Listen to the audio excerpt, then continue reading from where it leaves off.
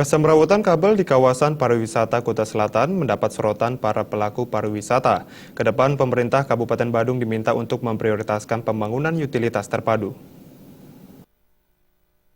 Praktisi pariwisata Geraha Wicaksana mengatakan keluhan kesemrawutan kabel di Kuta Selatan sejak lama dikeluhkan masyarakat, pelaku usaha, dan wisatawan.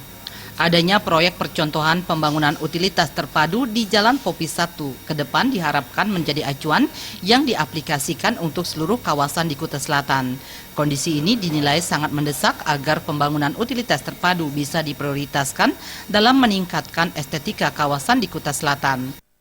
Dan juga estetika kota maupun jalan itu menjadi lebih baik. Jadi ya mungkin kami berharap dengan adanya proyek percontohan utilitas terpadu yang dilaksanakan di Popi 1 itu bisa nantinya berkembang ke daerah-daerah yang lain. Menjaga estetika kawasan, Geraha Wicaksana juga meminta pemerintah melalui instansi terkait juga menertibkan kesemrawutan reklame. Kedepan dengan adanya penataan yang baik diharapkan tidak ada lagi permasalahan kesemrawutan yang bisa melemahkan keindahan kawasan pariwisata Kuta. Suteja dan Supiatna, Bali.